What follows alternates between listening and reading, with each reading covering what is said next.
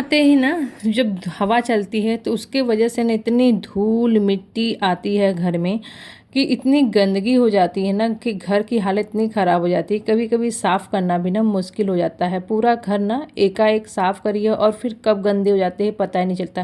कितना भी साफ़ करो गंदगी हो ही जाती है। लेकिन जब गर्मियों का मौसम होता है तो बिल्कुल ना घर साफ़ सुथरा, डस्ट फ्री और बिल्कुल ठंडा, ऐसा ही घर पसंद आता है। तो वो उसको करने के लिए बहुत सारा मेहनत करना पड़ता है, थोड़ा सा आसान तरीके अपनाने पड़ते हैं, तब जाके घर सुकून वाला मिल सकता है। हेलो एवरीवन, नमस्ते, गुड मॉर्निंग, कैसे हैं आप सब? आई होप आप लोग ठीक होंगे, स्वस्थ होंगे, मस्त होंगे। मैं प्रतीक्षा स्वागत करती हूँ द पटेल फैमिली ब्लॉग्स में। आज सुबह की शुरुआत हो रही है सुबह के 5:30 बजे से, क्योंकि आज है छुट्टी बच्चों का। जैसा कि आपको पता है संडे के दिन सभी की छुट्टी होती है, लेकिन हम हाउसवाइफ की छुट्टी कभी नहीं होती। और हम अपने लिए वो काम उस दिन रखते हैं जिस दिन बहुत ज़्यादा मतलब बड़ा काम होता है ना, वो उस दिन के लिए रखते हैं, जिससे हमारा काम आसानी से बिना रोक टोक बिना भाग के हो सके। क्योंकि संडे ही एक ऐसा दिन होता है ना जिसमें किसी को जाने का बहुत जल्दीबाजी रहता नहीं है, और हमें चाहिए घर की साफ़ सफाई करने के लिए भी सुकून भरा जरूरी होना चाहिए। क्योंकि बिना टाइम लगाए, बिना सुकून के ना देखिए घर की साफ़ सफाई नहीं हो सकती है। जल्दीबाजी में सिर्फ काम होते हैं, सुकून वाली सफाई तो सिर्फ छुट्टी के दिन ही हो पाते हैं। तो बस यहाँ पे मैं सुबह उठी थी, गर्म पानी वगैरह पिया, जो मॉर्निंग रूटीन आप देखें वो किया। उसके बाद मैं लग गई हूँ सफाई में। और सबसे पहले सफाई मैंने लिविंग रूम से शुरू किया था, क्योंकि वो एक एरिया ऐसा होता है ना, जब घर के लोग सोए रहते हैं ना तो वो खाली रहता है। और जैसे जैसे लोग उठते जाते हैं वैसे वैसे वो लोग बेडरूम वगैरह सब जगह छोड़ के लिविंग रूम में आकर के बैठ जाते हैं। तो इससे सफाई ना सबसे पहले वहीं से शुरू करनी चाहिए, क्योंकि यहाँ के जब लोग उठेंगे ना तो वहीं जा कर के बैठते हैं। तो ऐसा ही हमारे यहाँ होता है। आप लोग के यहाँ कैसा होता है कमेंट में बताइएगा।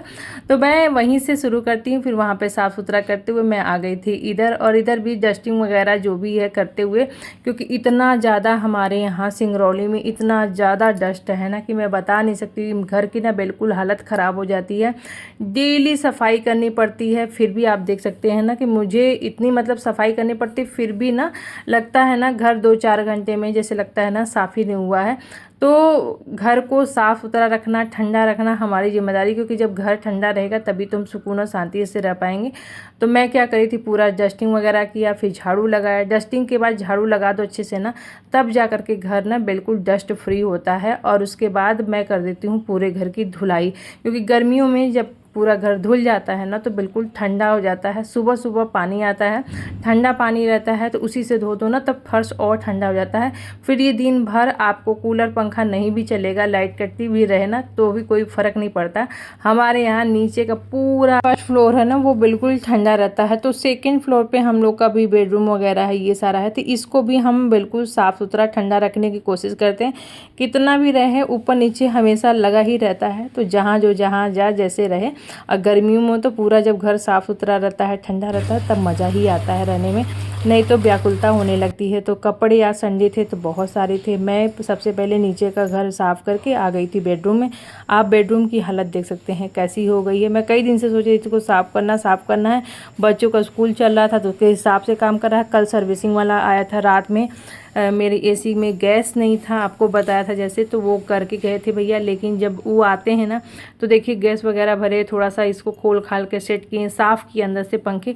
तो डस्ट तो हो ही जाता है ना, कितना भी आप बचा लो डस्ट हो जाता है। और अंदर से साफ़ कर दिए हैं तो उससे क्या होगा ना कि अब बिल्कुल मतलब ठंडा हवा देगा, नहीं ना तो बिल्कुल हवा ही नहीं आ रहा था, गरम गरम हवा दे रहा था। तो इसके वजह से साफ़ सुफ करते तो वो चले गए। लेकिन जो क्लीनिंग का होता है काम वो मुझे करना पड़ेगा, क्योंकि देखिए वो लोग अपना काम करते हैं, हम लोगों को अपना काम करना है। तो आज मैं निकाल रही हूँ पर्दे वगैरह, क्योंकि महीना भर से ज़्यादा हो गया है और ये पर्दे धुले नहीं हैं। और मुझे ना बिल्कुल इनको देख करके लग रहा था ना कि इसमें जैसे डस्ट भर गया है। अब भर जाता है तो अलग ही टाइप का होने लगता है, फील होने लगता है। और हर एरिया में आप देख सकते हैं जहाँ भी मैं कपड़ा मार रही थी वहाँ से काला काला डस्ट, पर्दों के पीछे तो ऑलरेडी बहुत सारे रहते। तो हर जगह इतना पॉसिबल नहीं होता है कि डेली हम क्लीनिंग कर सके। तो आप देखिए कितना ज़्यादा, जहाँ भी कपड़ा मैं लगा रही थी ना, और इसको तो मैं कॉलीन से अच्छे से रगड़ के पोंछ रही थी, क्योंकि यहाँ पे ना एक पन्नी लगी हुई थी तो वो भैया निकाल दिए थे, तो उसकी वजह से और ही मतलब डस्ट जैसे लग रहा था ना, चिपक गया है। तो उसको अच्छे से साफ़ किया। और कॉलिन को ना मैं क्या करती हूँ कि यहाँ पे बोर्ड वगैरह पे भी हल्का सा ऐसे क्या होता है, स्प्रे करने में डर लगता है, तो मैं क्या करती, कपड़े में ही स्प्रे करके हल्के हाथ से ना, चप्पल वगैरह पहने रहिएगा और आप कर दीजिएगा अच्छे से, तो वो क्या है ना कि साफ़ भी हो जाता है और अच्छा भी लगता है। और इस तरीके से पूरे जितने भी खिड़की दरवाजे हैं सब जगहों को हटा हटा करके पूरा एक एक एरिया हम डस्ट फ्री करेंगे। आप देखिए पर्दे के पीछे इधर जितना पढ़ना रहती है, स्टडी टेबल है, पर्दे के पीछे इतना ज़्यादा गंदगी, और कोयला देखिए ये कितना ज़्यादा मतलब झाला का कोयला, तो मैं तो सोच नहीं सकती, मुझे इतनी परेशानी हो रही थी कि इतना, तभी मुझे ना अगर मेरा कमरा डस्ट मतलब होता है ना और थोड़ा सा गंदा लगने लगता है तो मुझे खुद ही फील होने लगता है कि घर मतलब कुछ अलग ही टाइप का होने लगता है। तो अगर जब साफ़ हो रहता है ना तो अलग टाइप का मतलब महसूस होता है, और जब ये थोड़ा सा भी गंदा होने लगता है ना तो फिर अलग ही महसूस होने लगता है। तो मैं कई दिन से सोच रही थी नहीं इस एरिया को मुझे साफ़ करना है, लेकिन अपर्णा जब मैं बोलती थी तब अपर्णा ना टरका देती थी कि सब हटाना पड़ेगा हटाना पड़ेगा। तो आज दिखा सकते हैं कि देखिए हम लोगों की क्या हालत होती है, मतलब जहाँ कोयले पर रहते हैं, जब इतना साफ़ सफाई के बाद भी ये सारी एरिया में इतना डस्ट भरा है, तो सोच लीजिए हमारे सांसों में मतलब कितना जाता होगा। जब हम सांस लेते हैं तो हमारे अंदर में कितना जाता है। तो हम लोग के यहाँ तो बहुत ज़्यादा पोल्यूशन है, इतना ज़्यादा है ना कि आप सोच भी नहीं सकते। बस यहाँ पे रहना बहुत लोग ना नहीं रहना चाहते हैं, क्योंकि यहाँ इतना ज़्यादा पोल्यूशन है कोयले के खदान की वजह से। तो अब इधर का भी पर्दा मैंने निकाल दिया था, ये और ये दोनों पर्दों को मैं धोऊंगी अच्छे से। और यहाँ पे ना अब थोड़ा सा सेटिंग भी चेंज करूँगी, तो वो भी देखिए आज पॉसिबल हो पाएगा तो सेटिंग चेंज होगा, नहीं तो आगे के वीडियो में चेंज करूँगी। मैं जब मौसम जैसा रहता है ना उसके हिसाब से ना कमरे का थोड़ा सा लुक चेंज कर देना चाहिए। कपड़े वगैरह बेडशीट हुआ चाहे पर्दे ना, तो थोड़ा सा अच्छा लगता है हल्का हल्का। और जब ठंडियाँ आती हैं तो उसमें ना थोड़ा सा डार्क कलर ही अच्छा लगता है, और जितनी गर्मियाँ आती है उतना लाइट कलर अच्छा लगता है, पर्दे वगैरह भी अच्छे लगते हैं। तो बस यहाँ पे अब मैं अच्छे से खिड़कियों को पोंछती थी, और खिड़कियों को मैं पोंछती हूँ तो हमेशा पहले सूखे कपड़े से मान लीजिए, फिर आप कॉलिन से स्प्रे करके हल्का सा ना गीला करके उसको पोंछ दीजिए, तो बहुत अच्छे से साफ़ हो जाता है, चमक जाता है। और एक तो लकड़ी का है तो और बहुत ज़्यादा हम इसको पानी से नहीं पोंछते, नहीं तो गंदगी ना और फैल जाती है।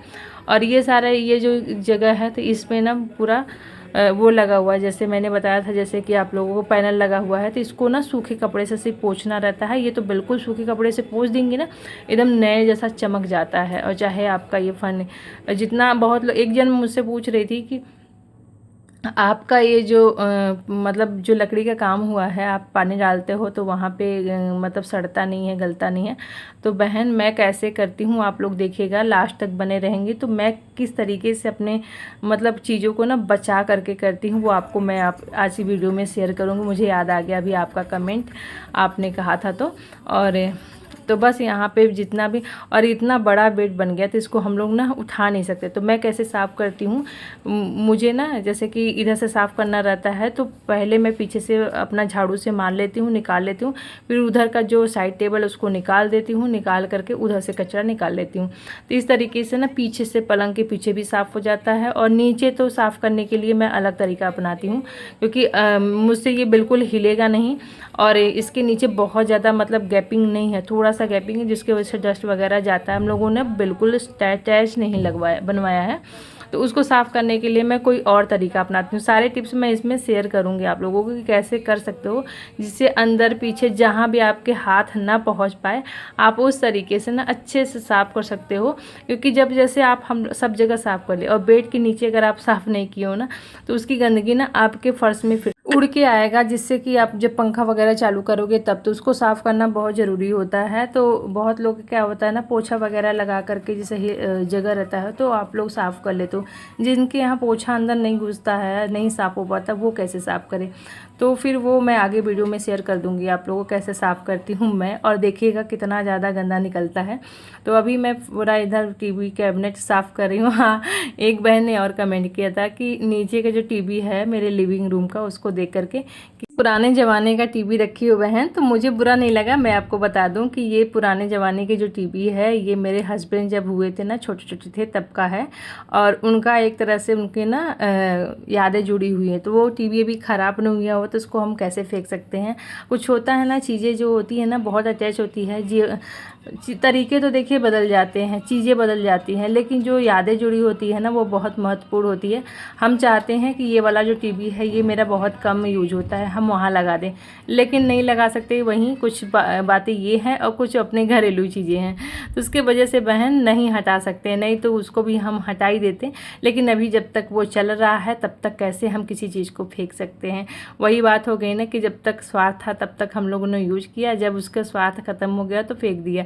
तो ये नहीं हो सकता ना। अभी वो चल रहा है इसलिए वो रखा हुआ है, जब वो ख़राब हो जाएगा तो ऑटोमेटिक में वो बनेगा नहीं, तब वो भलो ही डिस्कार्ड कर दिया जाएगा। तो मैं अपने हस्बैंड से बोल रही थी तो बोले कोई बात नहीं है, उनको क्या पता कि वो मेरे यादें जुड़ी है। मैं जितने साल का होते जा रहा हूँ उतने साल का वो टीवी होते जा रहा है।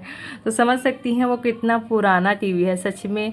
कोई कोई चीज़ होता है ना जो मतलब जुड़ाव बहुत ज़्यादा होता है, तो वही बात है। तो बस इसी का कमेंट का मैंने आंसर नहीं दिया था, मैं सोची आप लोगों को साथ शेयर करूंगी। तो यहाँ पे देख सकते हैं डस्टिंग वगैरह मैंने पूरा घर में अच्छे से इधर भी पूरा कर दिया था। और सच में करने के बाद इतना अच्छा मतलब लुक आता है, सुकून भी मिलता है। और उसके मेरा रुद्र अलग से अपना का मतलब बैग और शूज वगैरह जो है उन लोग के वो अपना धोने में लगा हुआ था, कि जान रहा था कि मम्मी अलग काम में लगी हैं तो मैं इधर से अपना काम कर लूँ, क्योंकि मेरे पास ये सारा काम उन लोगों को रहता नहीं है। और ये देखिए इस तरीके से मैं ना झाड़ू लगा करके किनारे उधर से इधर से निकाल लेती हूँ। और मैं कैसे निकालती हूँ वो भी अभी आगे शेयर करूँगी। जो थोड़ा थोड़ा करते जा रही हूँ मैं बताती जा रही हूँ। तो झाड़ू से थोड़ा बहुत निकाल लेती हूँ और उसके बाद जो बचता है वो मैं किस तरीके से निकालती हूँ। और इधर भी पूरा आंगन और इधर का एरिया जो बरामदा था वो मैंने पूरा अच्छे से साफ़ कर लिया था, क्योंकि बहुत ज़्यादा इधर भी डस्ट हो जाता है। एक तो खुला है ना उसके वजह से और हो जाता है। और जो एसी का पानी होता है ना कितना ठंडा रहता है, और ये निकला था तो मैं सोची चलो इधर से ना इसी से धो देते हैं। और धोने से ना सच में बहुत आराम, मतलब इतना रिलैक्स है। और इतना गर्म हवा उसमें से निकलता है फर्श में से कि आप बता नहीं सकते। मतलब ठंडा हो जाता है पूरा रूम और बड़ा ही सुकून मिलता है। फिर उस दिन ना गर्मी ही नहीं लगेगी जिस दिन घर आप अपना अच्छे से धोए रहोगे, साफ करे रहोगे।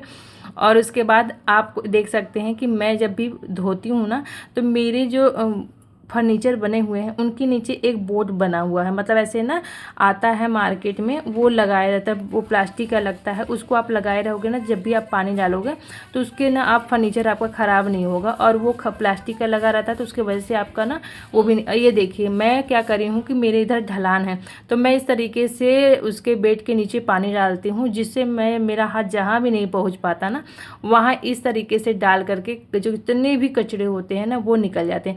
आप देखें ना कितना ज़्यादा अंदर डस्ट था, कचरा था, वो पूरा जहाँ भी मेरा हाथ नहीं जा पाता वहाँ। तो कभी कभी ना ऐसे जब मौसम चेंज होता है या जब मुझे लगता है कि घर साफ़ रखना है, थोड़ा सा जब गंदा होता है ना तो आपको फील होने लगता है, साफ़ सफाई ज़रूरी होती है। तो मैं इस तरीके से अपना पूरा घर ना अंदर से नीचे से पीछे से जैसे भी हो सकता है, जो हट नहीं सकता वो इस तरीके से हटा हटा के कोने कोने साफ़ करती हूँ। और एकदम बिल्कुल गंदगी भी साफ़ हो जाती है, घर भी साफ़ हो जाता है, अच्छा भी फील होने लगता है। पूरा इधर भी एरिया पेड़ पौधों को पानी डाल के मैंने धो दिया था। अब इधर बाथरूम में भी इधर एरिया में था ना हल्का सा फर्स्ट डाल करके धो दिया। अब यहाँ पे बिल्कुल साफ़ सुथरा हो गया। ये पेड़ पौधों को पानी आजकल 2 बार ज़रूरत होती।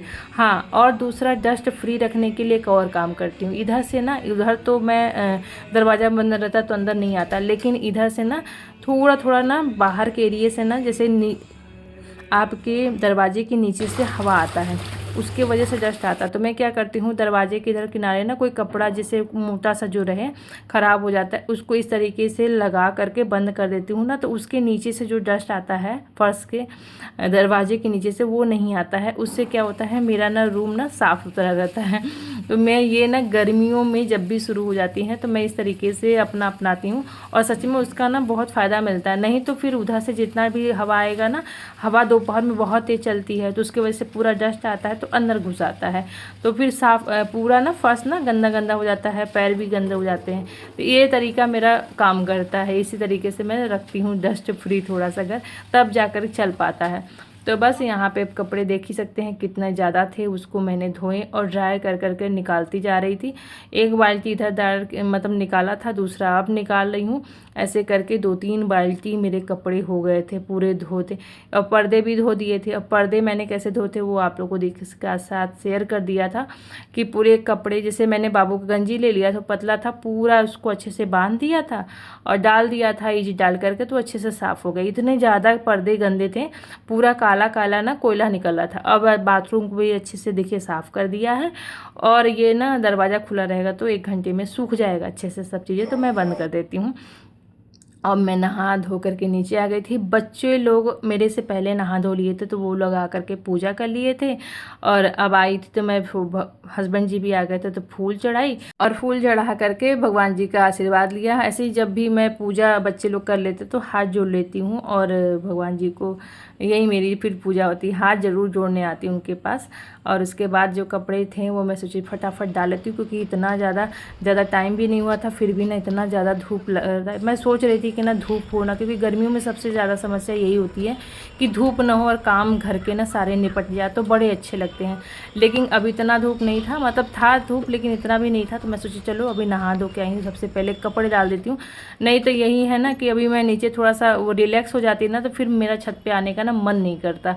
तो मैं यहीं चली आई थी कि चलो भैया कपड़े फैला देते, क्योंकि नीचे ना इतने जगह है नहीं कि इतने कपड़े फैले, और ऊपर आराम से सूख जाएंगे और 1-2 घंटे में 3 घंटे में जो भी है कपड़े आकर के हम उतार ले जाएंगे। तो ऐसे ही रहता है। एक पैंट बचा था, मैं सोची चलो कॉटन का है इसको नीचे डाल देती हूँ। यहाँ पे मैं आई तो पढ़ना ना पोहा बनाई थी, लेकिन उसको ना आइडिया नहीं था कैसे बनाना है, फिर भी वो बनाई अच्छा थी।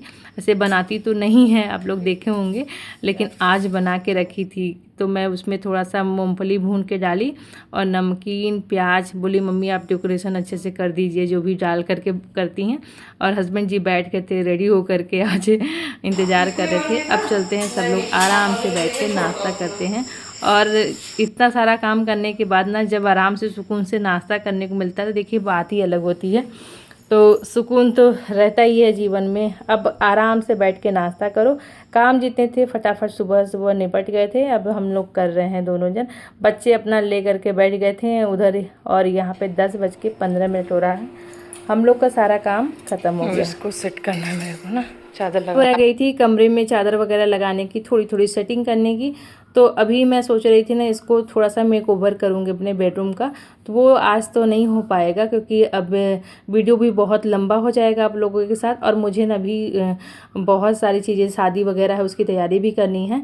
तो आगे चल के वीडियो में देखने को आपको ज़रूर मिलेगा जब मेक ओवर करूँगी। और मैं ये वाला चादर ना समर के हिसाब से बहुत अच्छा लगता है ना, वाइट कलर के चादरें हल्की हल्की जो होती हैं, तो वो मैं बिछा दे रही हूँ लाइट कलर का। बड़ा अच्छा लुक भी आता है और आराम भी मिलता है। अब बिल्कुल सुकून वाला शांति वाला मतलब वो रहता है।